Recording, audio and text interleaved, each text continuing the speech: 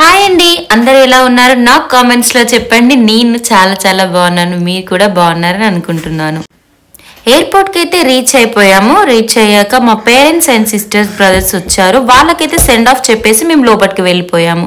లోపలికి వెళ్ళిపోయి luggage check in చేసేసాము.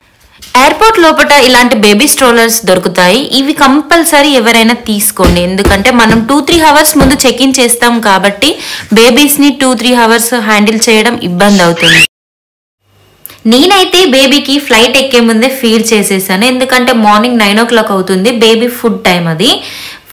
పాప ఇది ఫస్ట్ టైం ఫ్లైట్ ఎక్కడం, సో పాప మెలకు ఉండాలని అనుకున్నాను. బట్ ఉగ్గు తిన్నాక పాపకు నిద్ర వచ్చేసి ఫ్లైట్ ఎక్కే టైంకి పడుకుండిపోయింది. ఫ్లైట్ టేక్ ఆఫ్ సౌండ్స్ కి భయపడి లేస్తుందేమో అనుకున్నాను, కానీ లేవలేదు. టేక్ ఆఫ్ అయ్యాక ఒక 2-3 minutes కి లేచి తను మాత్రం చాలా ఎక్సైటెడ్ గా ఫీల్ అయింది. అంత హైట్స్ నుండి చూస్తే ఒక్కొక్కసారి మనమే భయపడతాము, కానీ తను మాత్రం ఆ విండో నుండి చూస్తూ చాలా బాగా ఎక్సైటెడ్ గా సర్ప్రైజ్ గా ఫీల్ అవుతూ ఎక్స్ప్లోర్ చేసుకుంది. మనం బేబీస్ తో ట్రావెల్ చేస్తున్నప్పుడు గుర్తు పెట్టుకోవాల్సింది ఏంటంటే కంపల్సరీ వాళ్ళకి ఇష్టమైన టాయ్స్ ని క్యారీ చేయాలి, లేదంటే ఇలాంటి విండో స్పిన్నర్స్ ని క్యారీ చేయడం చాలా ఇంపార్టెంట్. ఎందుకంటే ఇలాంటి టాయ్స్ తోటి బేబీస్ చాలా టైం పాస్ చేయగలుగుతారు. మా బేబీ అయితే ఈజీగా ఒక 1-1.5 hour ఈ స్పిన్నర్స్ తో ఆడుకుంది. మేము ఎక్కిన flight Emirates operated by IndiGo. So IndiGo వాళ్ళు మా పాప ఫస్ట్ టైం ఫ్లై చేస్తుంది కాబట్టి ఫస్ట్ ఫ్లైట్ సర్టిఫికేట్ ఇచ్చారు.